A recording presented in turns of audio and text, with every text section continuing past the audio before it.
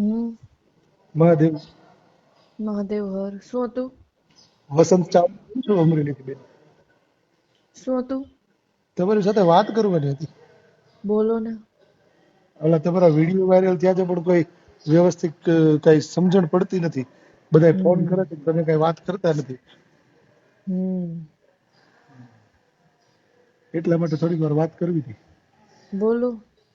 ખાલી એક જ પ્રશ્ન હતો બેન મારો હમ કે તમે એવું કીધું હતું કે મને શિવે સાક્ષાત્કાર દર્શન આપ્યા, હમ બરાબર? તો શિવ પુરાણની અંદર બ્રહ્માનંદ વિષ્ણુને દર્શન કરવા માટે સાક્ષાત્કાર કોઈ દર્શન નતા કરી કે તમે કેવી રીતે કર્યા? એ તો શિવની ઈચ્છાથી થાય, મારી ઈચ્છા થોડી એમાં હાલે છે. હું ઈ જ કહું છું તો પછી મને જ્યારથી શિવનો મંત્ર મળ્યો બરાબર, એ શિવની ઈચ્છા જ હતી. જો શિવની ભક્તિમાં છે ને આપણે આપણી ઈચ્છાથી નથી આવી શકતા. હા શિવની ઈચ્છાથી શિવ આપણને સિલેક્ટ કરે ને ત્યારે જ આપણે આવી શકીએ છીએ. હા એટલે શું થયું ને કેમ થયું એ તો મને નથી ખબર, પણ શિવની ઈચ્છા આવી છે કે તમે સમજો કે આગલા પાછલા કઈ જન્મનું કર્મ અથવા નસીબ એવું જ કઈક હોય. બાકી કેમ થયું હું પોતે મારી લાયકાત કે હેસિયત ગણતી નથી, પણ થયું તો થયું. બરાબર. તો હવે બેન તમે શિવનો સાક્ષાત્કાર થયા પછી તમે જે વિડીયો મૂક્યો છે અને એમાં તમે એમ કહો છો કે હા અને પછીના પ્રધાનમંત્રી તમે છો, તો એના માટેની તમારી તૈયારી શું? તૈયારીમાં જો બધી વસ્તુ છે, બધી વસ્તુ પાઇપલાઇનમાં જ છે, પણ વસ્તુ શું છે કે તમારી ઉંમર કેટલી છે? મારી 40. સરસ. તમારી જ્ઞાતિ કઈ? Schedule caste. બરાબર.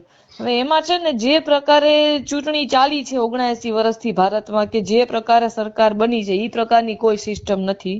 તદ્દન વિપરીત પ્રવાહમાં જવાની સિસ્ટમ છે. પણ મારી પાર્ટીનું નામ છે, મારું અહિંસક સત્યાગ્રહ છે. હા બરાબર. એટલે બધું હું પેલા ભાજપમાં હતી, હવે કેટલું જૂઠ ભરેલું છે એ મને ખબર જ છે. બરાબર છે.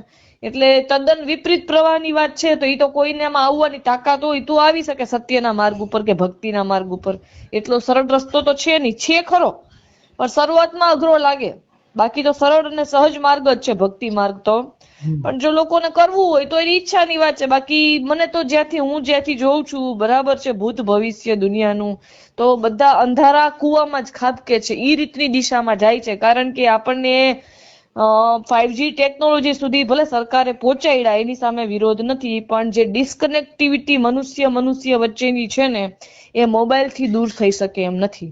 બરાબર. તો પણ બેન મનુષ્ય વચ્ચેની જે કનેક્ટિવિટી છે એ તો મનુષ્ય પોતે જ જોડવી પડે ને, એ રસ્તા ઉપર આવવું પડે. હવે કોઈને આવવું ના હોય સત્યના માર્ગ ઉપર, તો હવે એમાં તો બીજું કઈ થઈ ન શકે. પણ બેન તમે વિડીયોમાં એવું કહો છો કે મીડિયા વાળા મારો સંપર્ક કરે, બરાબર, બીજા જે નાની લોકો છે એ મારો સંપર્ક કરે, પણ લગભગ તમારા સંપર્કમાં કોઈ આવતા નથી.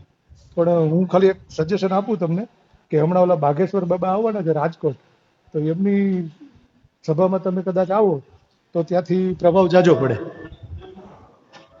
એ તો છે, પણ હવે એ પર્સનલ મળવા જોઈએ ને. મારે બધી વસ્તુ ઈ છે, મેં જ્યાંથી જેટલા કોન્ટેક્ટ થઈ છે કઈ કર્યા, પણ બધા પોતાના સેલિબ્રિટી સમજે છે, કોઈ પર્સનલ મળતા નથી, એટલે મુદ્દો ન નીકળે. અને બીજી વસ્તુ શું છે કે ભક્તિનો માર્ગ છે ને એવો છે, એ હનુમાનજીની ભક્તિમાં હોય તો એ શિવની ભક્તિમાં કન્વર્ટ ન થઈ શકે.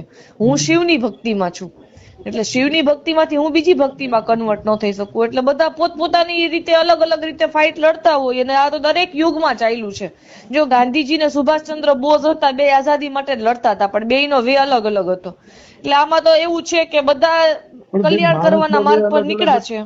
માણસનો બેનો બે અલગ હતો એ વસ્તુ અલગ સમજાય છે, પણ જ્યારે ભગવાનની વાત કરીએ તો હનુમાનજી કે શિવ, તમે જે હમણાં વાત કરી એમ, તો હનુમાનજી એ શિવનો અંશ જ છે ને.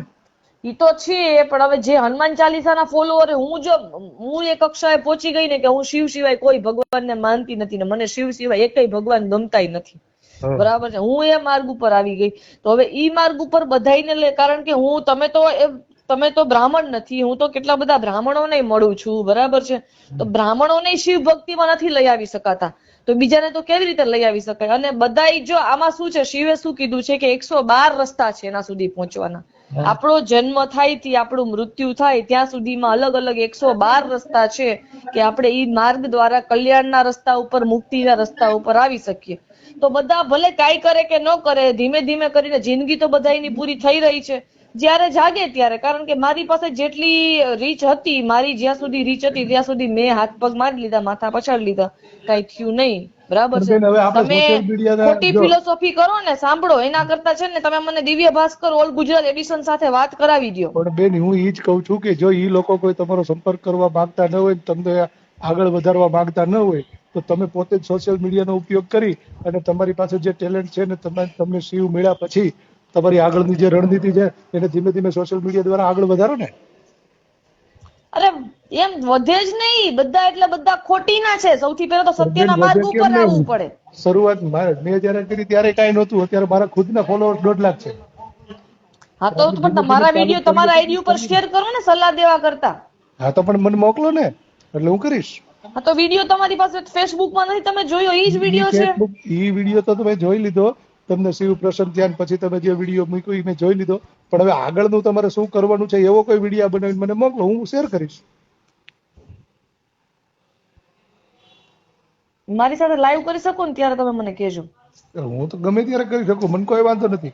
હા તમે તો તૈયાર જામનગર હોજો. આવો ને ત્યારે ફોન કરજો. ક્યારે? જામનગર આવો ત્યારે. એટલે એના માટે અમારે તમારે રૂબરૂ મુલાકાત લેવી પડે. લાઈવ કરવા માટે તો ત્યાં તો લાઈવ બેન થાય કેવી ને. રીતે થશે? ઓનલાઈન લાઈવ કેવી રીતે થાય? થાય ને બેન.